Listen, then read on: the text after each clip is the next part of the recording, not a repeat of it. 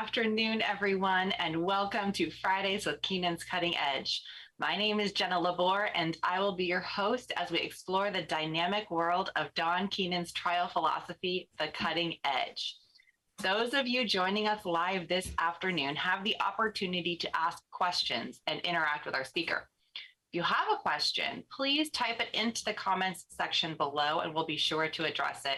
And I say this every week, but please feel free to type out whatever questions you have. It's really great to know we have the audience listening and participating. So don't be shy, ask questions. Episodes are released each week following the live broadcast. So be sure to hit that subscribe button and click the alerts icon so you don't miss an episode. Today, we have Allan Galbraith with us out of Palm Desert, California. Now, he lives in Palm Desert, California, but he's with the Keenan Law Firm and has been since 2002. And he's going to be talking to us about behavioral health issues. Now, I don't know that I know a lawyer who hasn't dealt with some kind of health issue directly caused by the practice of law. Whether it be physical or mental or emotional, what we do for a living is brutal. And Mr. Galbraith is going to talk to us today about the fact that there is hope for you after struggling with whether it be addiction or a mental health struggle or a physical health struggle. Because realistically, on top of the brutality of what we do for a living, we are consistently ranked as one of the most hated professions, right down there with used car salesmen and Congress. Wow, that hurts. Lawyers are people too, folks. As always, we're going to put Allan's contact information in the description below so you can contact him directly with any questions you have about this topic or anything Edge. Allan, let's get right into it. Talk to us about this incredibly important issue and why it's a topic you wanted to share with our audience. Well, thank you, Jenna, and thank you for giving me the opportunity to talk to your audience. I'm a rookie doing a podcast, so bear with me. I'm also fortunately just getting over COVID, so I got a little bit of COVID brain still going on. You know, but I probably know some people, some of you I don't. But like Jenna said, I've been with the Keenan Law Firm since 2002. I've been practicing law since 1979, so I guess I got a little bit of wear on my tire treads here. I'm barred in both Georgia and California, and I've always worked. I started out working for the first 19 years that I practiced as a solo. I then worked in a small plaintiff's firm before I got to the Keenan Law Firm. You know, one of the things we ask jurors is, what's your passion? And my passion has been behavioral health, particularly people who struggle with substance use disorders. I got a master's degree. I started a master's degree program in 2007 that I finished in 2010 in substance abuse counseling. I've been on the State Bar of Georgia's Lawyer Assistance Committee since 2008, where we try to help people who are having emotional or behavioral health issues, among other things. We do more than that, but that's a lot of what we do. And it's personal to me, because one of the things that I am also is a recovering alcoholic. I got sober on April the 24th, 1998. I went to a mental health hospital that day to get treatment. To tell you a little bit about how things were going in my life at that point, April the 24th, 1998 happened to be 4 days before my 43rd birthday. So things were kind of it kind of hit the skids, I guess you could say. At the time that I went to treatment, I had probably been drinking for 25 years. And that was on a daily basis. I had been a round-the-clock drinker for probably 2 to 3 years. When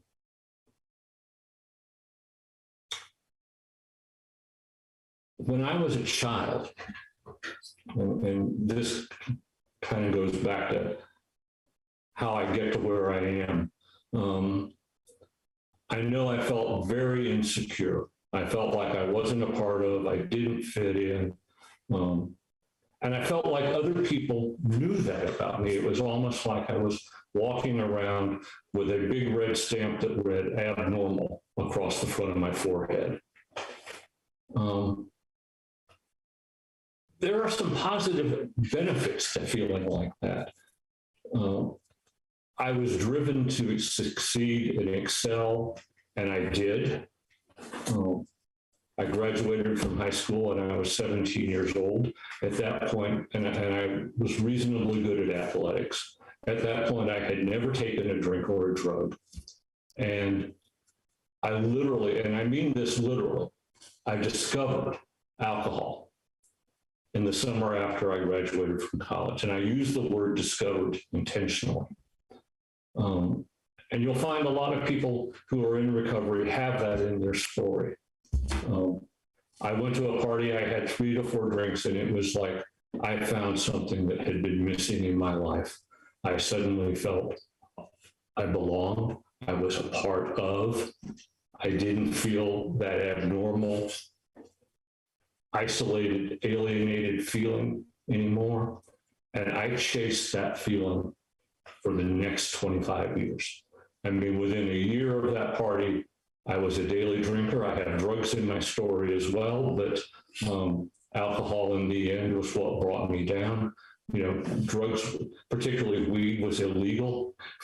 Back then, the State Bar of Georgia tended to frown on people who got arrested for possession of narcotics. Not so much at the time alcohol, but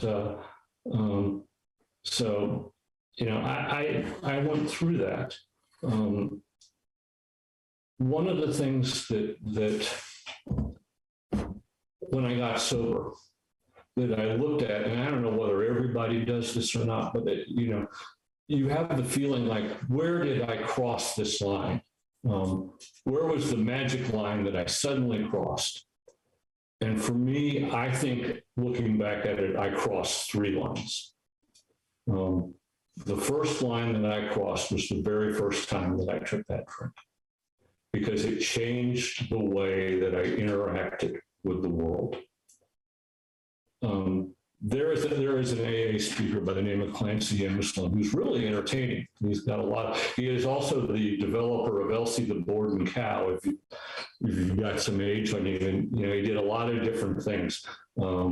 He was a radio guy out here in Los Angeles. But Clancy says the difference between an alcoholic and a non-alcoholic is that for an alcoholic, alcohol does something for them rather than doing something to them. And I believe that's true with me. You know, I was, well, I guess I should say the second line I crossed was at some point in time, I started drinking to suppress negative emotion and negative events rather than drinking for that kind of positive enhancement, that feeling of belonging and fitting in. The third line that I crossed was when I no longer had any choice in the matter of whether I was going to drink or not. I was an at-home daily drinker for the most part. I wasn't a bar hopper. I, in the end, was drinking over a quart of whiskey and a 6-pack of beer each and every day. You know, I neglected personal responsibilities. It was not unusual in my house for the water, the electricity, the gas to get turned off because I didn't get around to paying bills. My house went into foreclosure a couple of times. Not necessarily because I didn't have the money to pay them. I just didn't I was not good about writing checks. Needless to say, I also neglected professional responsibilities. I didn't go to work sometimes. There was nobody there to fire me. I was working for myself, you know. Can't really fire yourself. You know, lying becomes a habitual thing because you have to cover up what you're doing. You have to lie. You're not holding up your end of the deal, either with your clients, with your opposing counsel, with whatever's going on. And you have to lie to cover that up. Sometimes you get caught. It's ugly.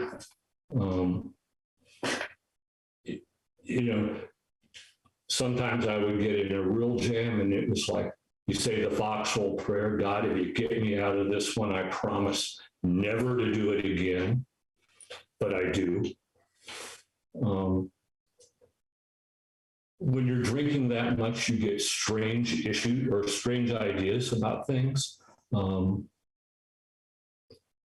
am obviously concerned with appearances, and I start to worry that the garbage man is got an understanding of how much I'm drinking. So rather than throw the empties in the garbage, I bag them up and take them to a strip center where I can throw them in a dumpster.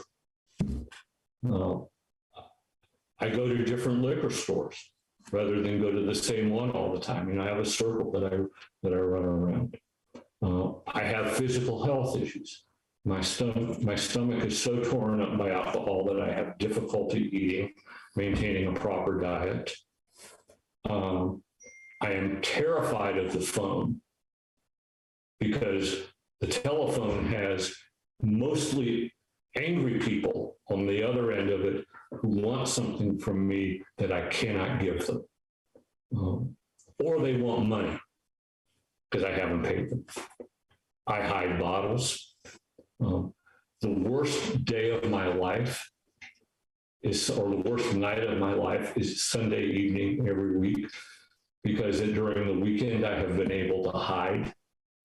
And Monday morning I am expected to get up and do it all over again. And it is just terrifying. I worked in downtown. Interestingly, I worked in downtown Atlanta at that point, less than a block away from where Keaton Law Firm offices are. And there were a lot of homeless people, street people on the streets of downtown Atlanta, even back then. And I would go to work in the morning and I would see these people on the street and I would think, my life would be better if I could trade places with them. I just wouldn't have so many problems. I get to the last day that I drink and I do one of these deals of, I call my office. I shared space with 4 other people and I had that arrangement with them. And we were pretty remarkable. We stayed together for 19 years. But by the time I get to the end, they are terrified of me. I mean, I am a walking time bomb. And we had shared letterhead, shared malpractice policy, and they have taken me off of both. So I get to the last day that I drink, which is April the 23rd, 1998. And I get up in the morning and I am a round the clock drinker at this point. I mean, I have to have a drink the first thing when I get up in the morning just to stop the shakings, just not go into withdrawal. I call my office and I say, I'm working from home today, and everybody there knows what that means. And I start drinking. About 10 o'clock in the morning, I fall down a flight of stairs in my house. And I kind of shake it off. I keep drinking. And about 2 o'clock in the afternoon, the same thing happens. And the second time I get a little bit hurt. I mean, I'm kind of bruised up and scraped up, and I walk into the bathroom downstairs and I look at myself in the mirror and I think, how could this happen to you? How did you get to this point? I mean, I literally could not have felt any worse about myself at that point. And, instead of being in trouble with other people, because I was already in trouble with other people, then I was in trouble with me. And for me, that's bottom. That's it. And I did something that was totally alien to me. I picked up the phone. I called one of the guys I work with and I said, you know, you're right. I've got a problem with alcohol and I need some help. They kicked in, they called the Georgia LAP. They got some advice. They showed up at my house that night and ran an intervention on me in between my wife and my two kids and these three guys that I work with. And they're saying, you got to go to treatment, you got to go to treatment, you got to go now, got to go now. And of course, I've continued to drink, and that little crack of willingness is closed right back up. But it is 6 against 1, and it is not a fair fight. And I finally say, okay, I'll go in the morning. And that satisfies them. They leave. I get up the next morning and I don't want to go to treatment. I don't have any idea what going to treatment means, but I know I don't want to go. But I cannot think of a graceful way to get out of this. And so my wife has arranged this, and I get into the car. I have my last drink right out of the bottle as I'm getting into this car to go to treatment at 7:30 that morning. I don't know what I thought. I had no idea of what I was doing. I didn't even have a toothpaste or a toothbrush, you know. Going to treatment now, going to be back by 5 o'clock, cured of alcoholism. I don't know what I'm doing. And she drops me off. She leaves. Long story, I don't get admitted to that treatment center because of insurance issues. They send me in an ambulance across town to a different treatment center because they couldn't figure out any way to transport me. When I finally get there, it's about 2 o'clock in the afternoon. I am in acute withdrawal. I mean, I am shaking so badly. I smoked back then. I cannot light a cigarette. I am shaking so badly. One of the things that happens when you check into treatment is that you get breath tested. I haven't had anything to drink in 6.5 hours, and I blow a 0.18. And for reasons that are too long to get into right now, I get sent to another hospital. I said, we don't think you're medically stable. They call another ambulance, send me off to another hospital, look at me, and they said, no, he's okay. He's just a drunk, and they send me back. And that's my start into recovery. That's it. That's where I started from. And, you know, the rest, as they say, is kind of history. So we can kind of go from there. Yeah, no, thank you so much for sharing that. And I hope that if this echoes with anybody in the audience, that, you know, they can identify with what's going on and maybe recognize in themselves some of these behaviors and find themselves where you did. I was so happy to hear that you had supportive partners that you practiced with, at least in the same building, people who cared enough to show up at your door and say, dude, this is, you know, we saw a glimmer of hope when you had a self-realization. We are here to help you. One of my questions was in your family, you know, I wasn't sure if you had a family at this time or not. It sounds like you did. You know, that must have been difficult for them. Yeah, I mean, tell us a little more about that. And you know, why should we care about this? Why, as lawyers, do we need to care about this issue? So, family, I'm very fortunate. I am still married to the same wonderful woman that I have been married to since 1984. I am not quite sure why she stuck with me, but she did. I can tell you that I was very close to being invited to relocate to the Motel 6. I can only imagine. You know, I think it's important for, you know, to move kind of to the professional area here. It's important for us to care about this because it has a direct, it likely will have at some point in time, a direct economic impact on your own practice, if not yourself.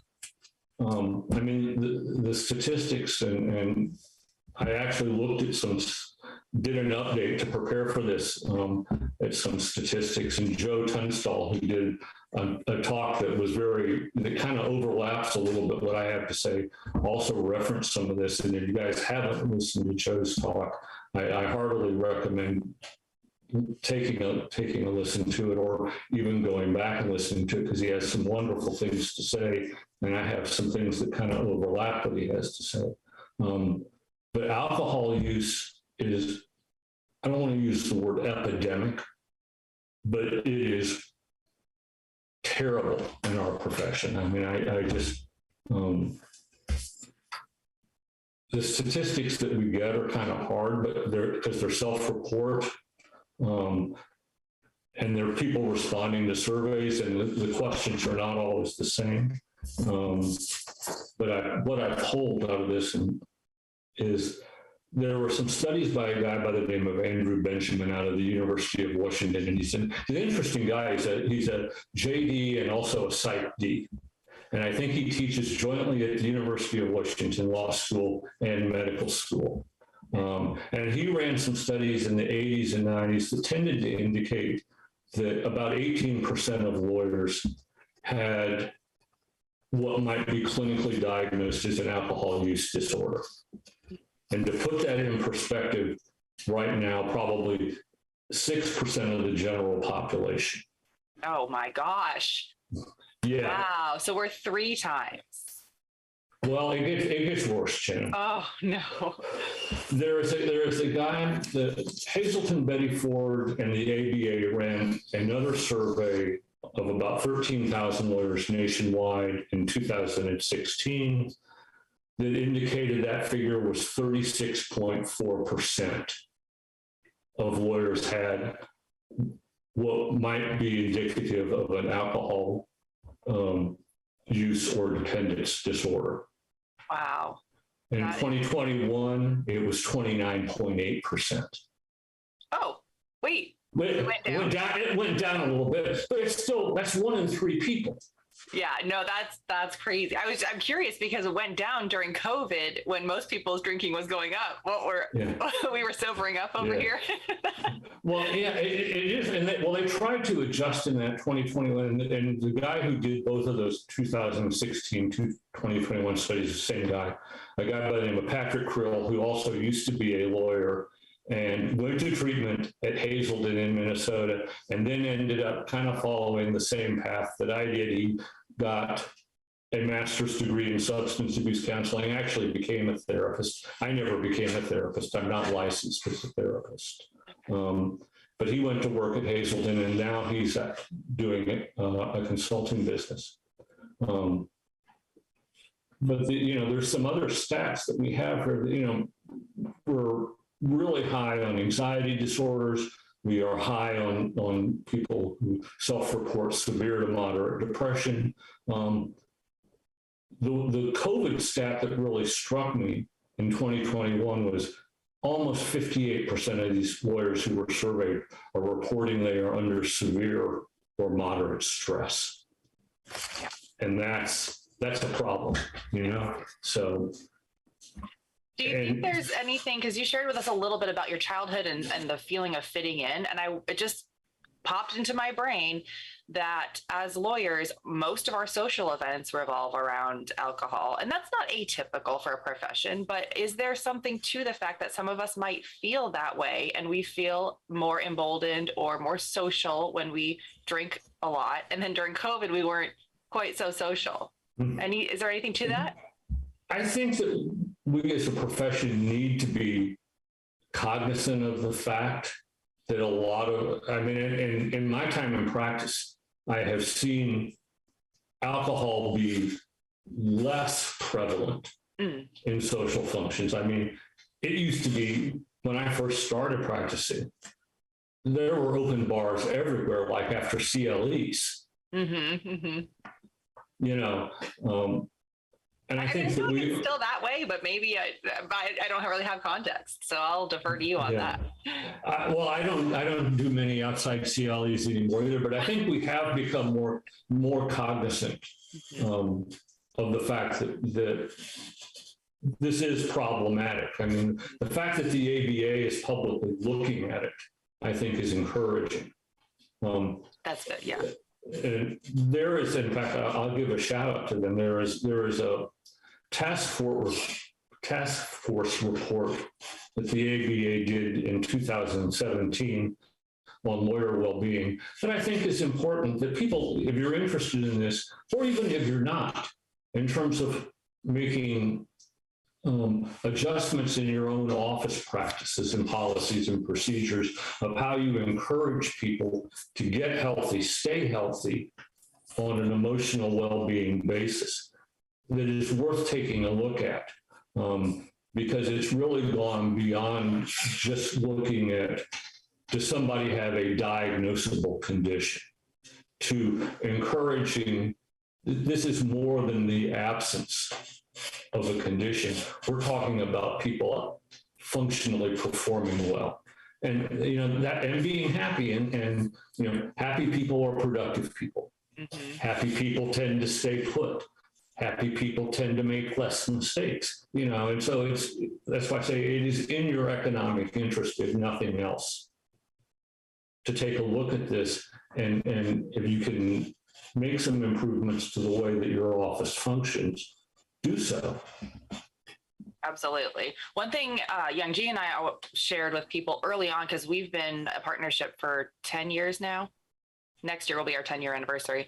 And we really peddled the work from home, virtual office type thing. And that is not something that works for everybody. So let me preface it with that. But for us, it really helped our mental health and emotional health to be flexible, to be able to spend time with our families, to do things like that. And I'm not saying that's the answer to everyone, but to your point, take a step back, think about how you're managing your law firm, how you're interacting with people in your firm. I mean, as plaintiff lawyers, most of us don't work at huge 100 lawyer firms. We are closer to the managing partner or the owner of the firm than many other types of lawyers. So take that opportunity to reassess and think, how can I restructure my practice so that I'm as effective, if not more, but really caring for myself? Yeah, I think that is important. One of the other things that I was really surprised to see in this was the ABA talk about the level of toxicity that exists in the legal profession. I know. And we saw Don blogging on it just last week as well, or maybe it was the week before. I don't remember. Mm-hmm. But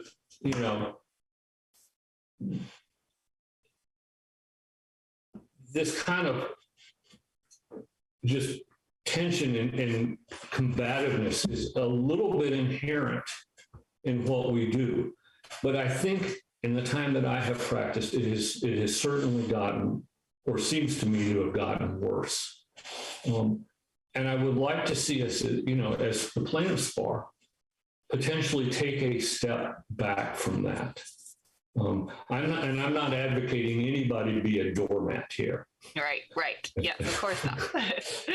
But, look at the language that we use. I mean, opposing counsel. And I think in my history with Don, and I want to give Don a lot of shout outs for a lot of positive things that I think he did, both in structuring his office when I first came in there, in terms of putting people where they had an opportunity to succeed, but the way that we also related and prosecuted our cases.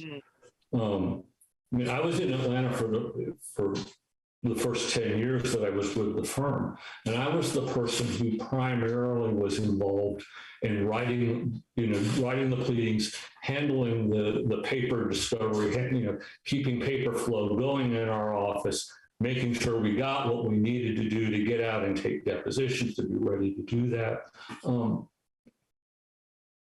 And I spent a lot of time, because it was just instilled in me that this is the way that we do things. I filed, I will ask you a question. In 10 years, how many discovery motions do you think I filed? 10 years. I don't know. 250. One. What? Oh, I thought we were going on the high end here. We were going on the low end. One. But it was because of the way that we did things. We established, you're going to see these people. You're right. This is a tough business we are in. And most of us are going to see the same set of defense counsel over and over and over again, because most of the practices, before I got to the Keenan Law Firm and had a regional and then a national practice, it was a local practice. And so you see the same people. And so it behooves us to establish relationships, amicable relationships with those people where everything is just not a constant fight. I mean, we were able to establish, we had a relationship with one guy in Atlanta at one point, but we were close to being able to resolve the case in mediation. And we ended up it was a brachial plexus injury case to a young child. And we were able to resolve that case based on that relationship, with there being no more money that the hospital or the carrier was willing to kick into the case, but the hospital was willing to provide physical therapy services that the child needed and would have had to have paid for in any event. Mm-hmm. Mm-hmm. And you can't get to that kind of more creative resolution. Yeah. If you're doing this all the time. Yep. Right? Yep. So absolutely. Yeah, we actually just had a recent case like that where we knew there was no insurance for the party that we had sued, and they were paying out of pocket for their defense counsel, and it was adding up, and it was this big prolonged litigation because of another party that was involved. And finally, we sat down and said, what is it that we're looking for from this particular defendant? We need to walk the walk if we're going to talk the talk, and if we're concerned about community safety, how can we bake community safety into this limited amount of funds that they're able to provide to us? And we started negotiating there. They jumped right in and were happy to do so. They made changes to their policies, and we were able to get, it wasn't the biggest financial settlement, but it certainly was the one that got the best social safety outcome that we were really looking for. And our client was happy as well. So, to the extent that, we weren't fighting anymore with them. In fact, they started helping us against the other party. And it was just like this positive experience. It can be done. Yeah, and that's part of lawyer well-being. Mm-hmm. One of the things that I think that is encouraging that the ABA looks at is they look at things like, where are you at spiritually?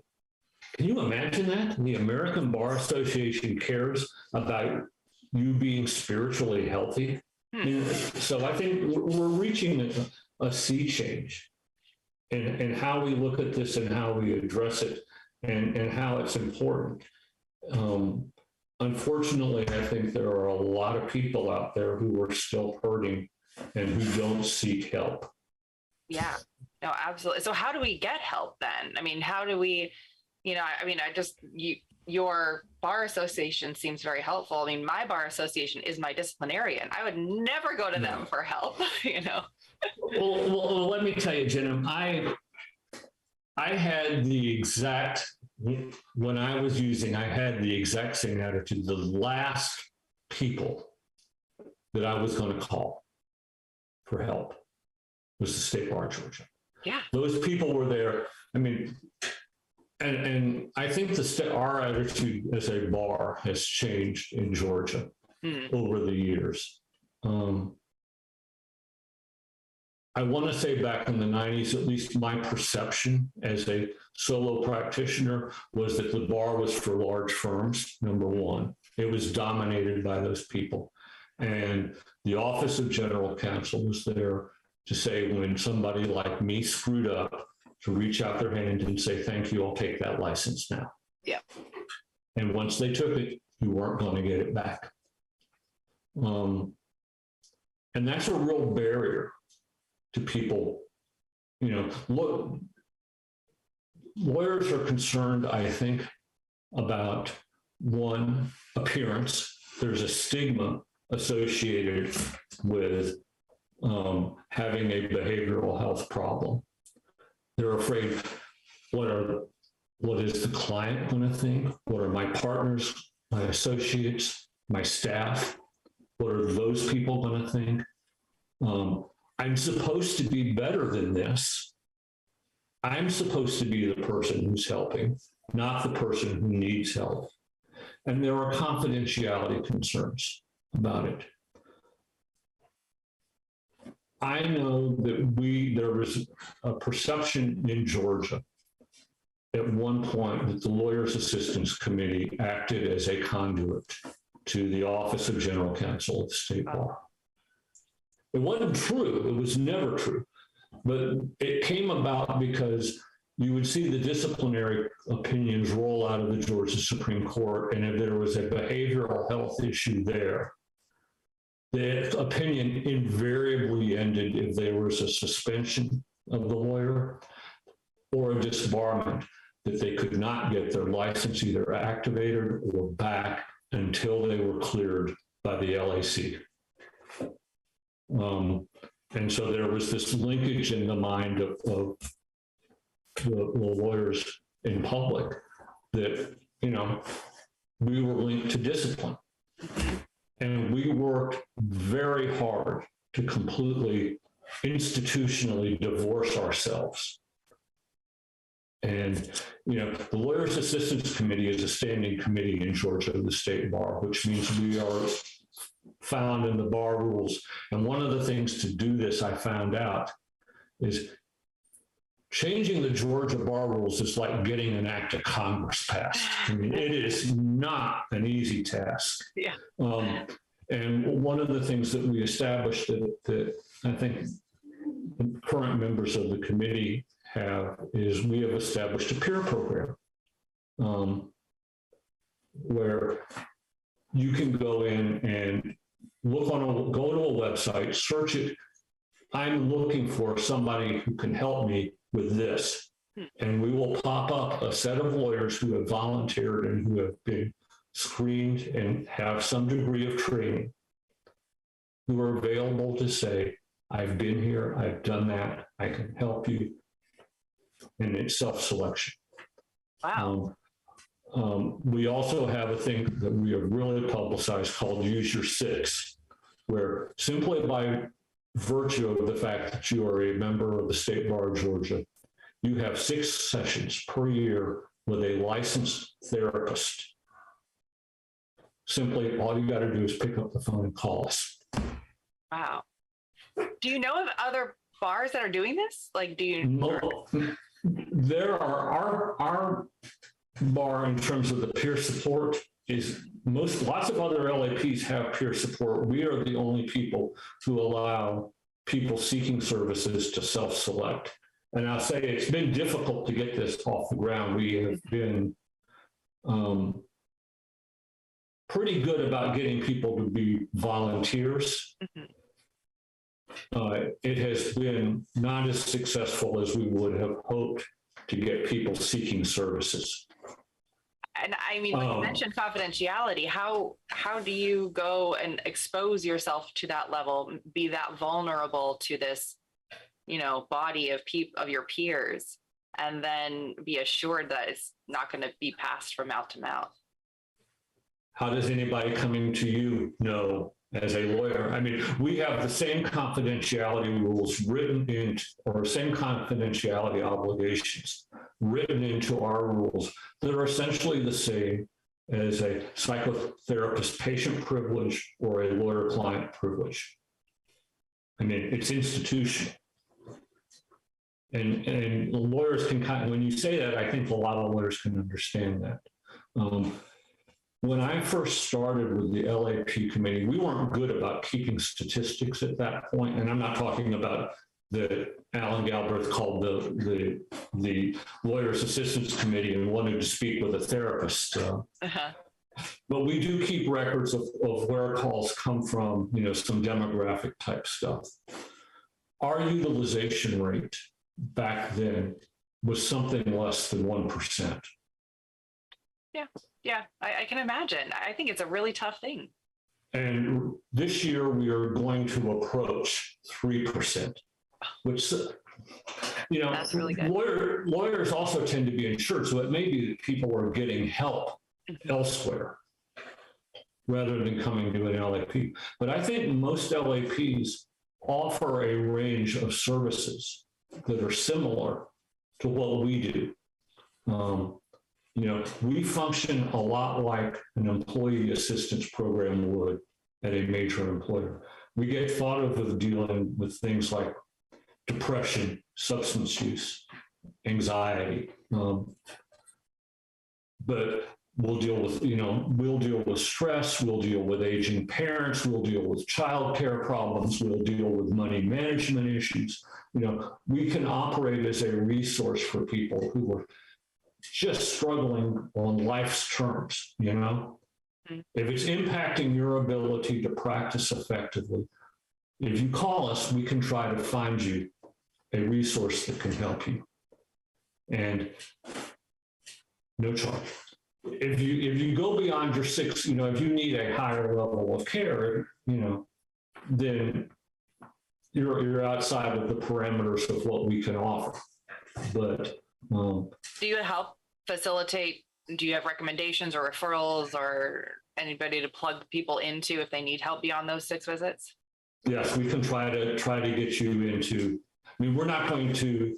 Some of it's driven by insurance concerns, obviously. Sure. If you don't have if you're a lawyer without insurance, your options are kind of limited. Sure. In terms of needing behavioral help, but yeah, we will try to help you, get you placed, make a recommendation to get you placed if you need a higher level of care. So anybody who's listening to this, and myself included, everybody check out what your lawyer assistance program does. I really struggle with this, not only the stigma or whatever of going to the bar association because there are other lawyers, but because the bar is my disciplinarian. It's like the parent, right? Do you want to go to your parents and tell them you're struggling with anxiety? I don't know. Maybe you have a good relationship with your parents and that's good. But some of us don't have that relationship with the authoritarian figure in your life, and can be a struggle. But if let's make that a goal, is that we at least check out what that program in our state looks like and has to offer for us, so that we, if we do need it, it's a resource that we can consider looking into. Yeah, I think that's important. Thank you for that, Jenna. And one of the things that I would stress to you is we want to help you before you're situated. You don't have to go to where I did. Mm-hmm. This is kind of do as I say, not as I did. Yeah. We want to reach you before you get to crisis proportions. We want to, you can head this off at the pass. It doesn't, I'm a big believer that, particularly for addictive disorders, the bottom, we talk about hitting bottom. And the bottom is a state of mind. Nobody goes to treatment, I don't think, voluntarily. The events will push you there. It's not like, oh, things are going so well in my life, I think I'll go to the mental health hospital today. Right. But, if you do this long enough, you will see people who, for whatever reason, just can't seem to get it, and they go all the way down the tubes. This is ultimately a fatal disease if you do not see. There are 3 endings for this if you don't do something to change: jails, institutions, or death. What if we suspect somebody we work with or somebody we know is struggling with something like this? I think many of us might think it's none of our business. We don't want to embarrass that person, or maybe we're wrong. But is there a place we can go to ask about indicators and what we should do? You can again call your LAP. They can help you and give you some pointers on how to address it. Whether it's somebody in your family who is struggling with it, somebody in your office who is struggling with it. I am a believer that you put it on the table. It's the elephant in the room, right? And if you don't address it, the problem isn't going to go away. Sometimes there will be some things that if the person isn't willing to seek help, there are going to be things that you have to do to protect yourself from that person. I mean, just like the people that I work with took steps to protect themselves from me. I mean, they took me off the letterhead. They took me off the malpractice policy of its employee. You may want to consider whether you want to keep that person in your office if they're not willing to seek treatment. If it's a client, you may want to consider, I will tell you that having had some personal experience representing people who are in active addiction, you got to think about, do I want to devote my time and resources if this person isn't willing to get help to doing this? Because we as addicts tend to screw up at the most inopportune times, and I know with in our office in Atlanta, we've got rid of some people. Don tells a story, I don't know, and this was a guy who just happened to be toxic, not necessarily an addict, but he was just kind of a bully. And he abused staff, and Don fired him. Yep. And he begged. Yeah, and that's a big part of, again, full circle, taking care of yourself and making sure you're thinking about your own mental health and emotional health. Like, do you have a client who is abusing you? I mean, we've been there. I'm sure everybody listening has been there where you've had an abusive client and you're like, but I took this case on and I promised to do my best and zealously advocate for this person. If it doesn't work out, you have to look at your ethical rules and what your responsibilities are to that person, but it is okay to let them go. It is okay if they are abusing you or your staff or whatever it may be, or just friggin' tanking their own case. It's okay to make that decision to let them go within the bounds of your ethical responsibilities. Not the day before trial, not, where you're going to compromise their outcome. But that, they always say you make the most money from the cases you don't take. You make the second most money by firing somebody you took, even if you did spend money on them, and getting them out of your life.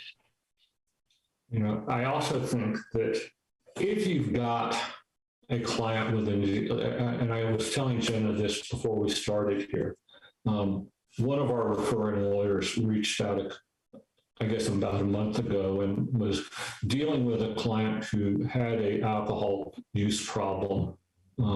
He was uninsured. He needed pain management services as well as a result of the injury that he had that was at issue in the case. And it's kind of like, I said, reached out to this man, and I said, from my perspective, you have to try to get him into treatment first. You have to deal with the alcohol use problem, because if you send him to one of these generalized pain management clinics who just throw opiates at the problem, it is like throwing gas on a forest fire, and it is not going to, the chances of, you have a really good chance potentially there of having a fatal result.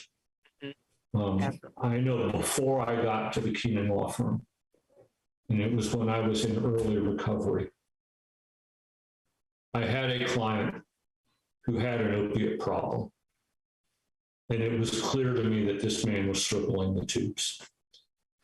And I struggled with breaking my anonymity here to say, I could see what's happening with you. I know where you are. And I didn't do it because I felt like it was a boundary, a professional boundary that I shouldn't cross. And he ended up dying. I don't know if I had, whether I would have made a difference to him or not, but I always wonder, So, we see these problems in real life in our practices, as well as, having to struggle with them ourselves. And, the message that I give people is there's hope here. If I can do this, anyone can do this. I honestly believe that. I was pretty desperate. And, I went from being in a lockdown detox ward, 4 years later being at the Keenan Law Firm, and a year after that representing a client in front of the United States Senate in the Krylak hearings. And, that doesn't happen. Yeah. But it does, it does. Yeah. Um, How did you get connected with the Keenan Law Firm? I had a case back when I was a solo. It was a tractor trailer crash, and I originally looked at the case as a products liability case. And I got a guy by the name of Dick Goodman out of Detroit who was an inner circle guy. He was an auto products litigator, and I looked at this as a products case potentially, and he took the case. We ended up trying it together. I had addiction issues at that point, but I wasn't all the way down to tubes yet. It was in the early 90s, and we ended up settling the case for a substantial amount of money. And when I got done, I was finishing up with this small plaintiff's practice, and we were parting ways, on an amicable basis. And I kind of thought to myself, if I'm going to keep doing this, I really want to play at the top of the heap. And I knew that Dick and Don were friends. And so I asked Dick if he would write me a recommendation to the Keenan Law Firm, because they were both in the inner circle together. And I didn't hear anything for like 4 months. And then suddenly I got a call from somebody at the firm, and they asked me to come down and interview, and there it was. So were you with the Keenan Law Firm during the time when you were struggling? No, you weren't, right? Struggling. No, I was 4 years. I was 4 years sober when not quite 4 years sober. And I will tell you, I people may wonder about this. I did not lead with my chin saying I'm in recovery, but I was up in Don's office, and they had offered me the job at this point. And I said, and I gave them the opportunity to back out. I said, there's something that you need to know about me. And this is it. Because I didn't know, at that point, 4 years out, there's still potentially time bombs that might go off from my past, right? Yeah. So, and one of the things for me personally is I didn't want the burden of carrying those secrets. And so I just said, here it is. Here are the warts. And I think that to Don's credit, I think he respected me for making that disclosure, for being honest and upfront about it. Yep. I imagine that he would, knowing him, doesn't want secrets, doesn't want lies. He wants it straight up. So as somebody where you are today, what do you do to maintain your health, your sobriety, continue getting better? What habits do you have to help yourself? So I started out, I went to residential treatment. Back then, everybody kind of got 30 days. I had Cigna. I did not have good health insurance. I was declared cured after 21. But I went to a place called Ridgeview, which at the time was a nonprofit, and it had a professionals program. And I was a part of, doctors, nurses, lawyers, dentists, airline pilots, some type of C-suite executives, but mostly doctors, nurses, and lawyers. And so I went through a fairly intensive aftercare. I had an aftercare commitment of 2 years where I went to group therapy 3 times a week. I was randomly drug tested once a month during that time. I ended up because I felt like it helped me. I ended up doing that for 4 years, and I only stopped doing that, going to group therapy. I love group therapy. I think it's a wonderful thing.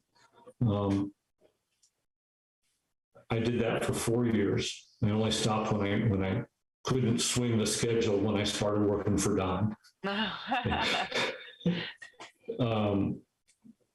they didn't want me leaving the office at 4:00 in the afternoon, 2 days a week to go to Smyrna. Oh, I understand, Yeah. I'm there to work. I am a member of a 12-step organization. I have done 12-step I started out doing 7 days a week. I still do generally 2 meetings a week. I am a big believer. I do mindfulness. I am a big believer in doing that. I journal. Some of it's the basics. I make sure I get enough sleep. Lack of sleep induces stress. I make sure I eat right. I make sure I exercise. COVID, interestingly enough, has been a boon for me to exercise. I think part of the reason that you see people stressing in COVID is though that, we started working from home. And one of the things I found when I first started working from home is it's hard to keep a boundary between work and life. I mean, I'm sitting in my house right now, right? It's not too hard to walk, I have this thought and it's like, oh, let me go write this down right now. And so I work hard at keeping a work-life boundary. I stay grateful. I do a written gratitude list every day. And I try not to do it by rote. I journal. I have a couple of things that I think about each morning that I try to keep in mind. And I have a little, I use an iPad that I almost use as a message board or a little that sits beneath my computer monitor. And it has some other stuff on it, but one of the things it says to me is every day is an opportunity for a life masterpiece. And the other thing it says to me is how will my actions today shape my character? And I try to keep those things in mind. I got here because I got in trouble with myself. And today I try to do things that keep me out of trouble, not only with you, but keep me out of trouble with myself. If I get up in my head, if I don't stay in the present, and mindfulness is a great thing that helps with that, of staying and being able to stay in the present. I am my own harshest critic sometimes. That negative self-talk. Yep. 100%. Is toxic. And so I try to stay out of that. I am also, kind of like we talked about before, I am mindful about conflict management in my professional relationships. Until you tell me that you are not trustworthy with somebody, I will take you at your word. And that's why I say I filed one discovery motion. I never had one filed against me, but I filed one myself. It doesn't mean that I didn't have some back and forth working stuff out, but we were always able to work stuff out, and we were always able to get what we needed because of the relationships that we established. And so I think conflict management is a big part of that, and if you're not constantly in conflict, that relieves a major source of stress in people.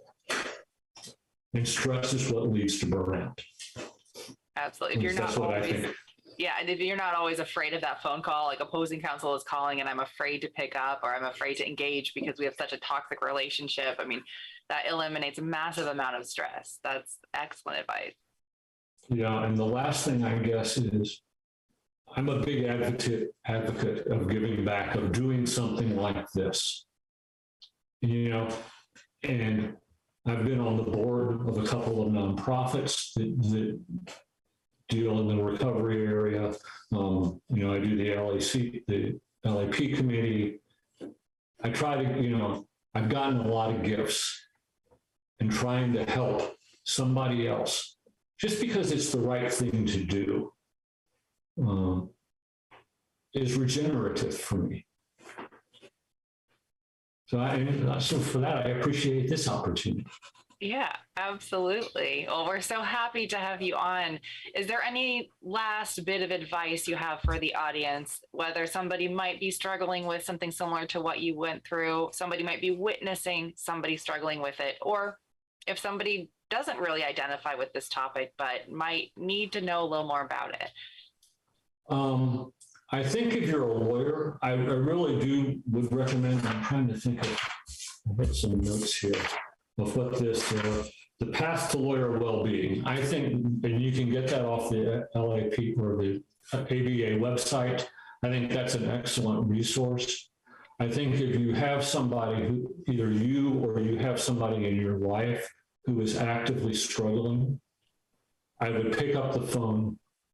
And if you don't call an LAP, pick up the phone and ask somebody for help. I mean, help is available. The biggest thing, the worst thing you can do is just try to think that it's going to go away. You know, the consequences of not asking for help are a lot worse. So ask for help. You'll be happy to know that people will not, my experiences, people will not think the less of you. Everybody loves a comeback story, right? Mm-hmm, that's true. Yes, yes. And if you can be the star of that comeback story to help yourself by helping yourself, or if you can assist somebody be a star in their own comeback story, that's a wonderful, wonderful thing. Thank you so much, Allan, for being here with us. And thank you to all of you who joined us for this week's episode of Fridays with Keenan's Cutting Edge Live. If you liked today's episode, please click that thumbs up button to feed the YouTube algorithm. Let YouTube know you find this content interesting and useful. Don't forget to subscribe and sign up for alerts so you don't miss an episode. Next week, we have Papa Don Keenan himself, who's going to join me live for a year in review and looking ahead. We've only been doing this podcast for a year, a little over a year, but this is something I hope to do every year. We had Papa Don last December. We're going to have him again this year. And I hope that this continues because it's such a wonderful opportunity to hear from him about how things are going, not only at the Keenan Law Firm with referring attorneys, but also with KTI, colleges, how they've been going and what is going to be coming up in the next year. This will be a very special episode, so I encourage as many people as possible to show up live, to witness it, to engage with Papa Don if you want to do that. He always has wonderful nuggets of wisdom, and you'll also probably witness him give me a hard time about something in the hour at some point. So that could be fun and entertaining for all of you as well. I am looking forward to it. Have a wonderful weekend, and I'll see you all next time.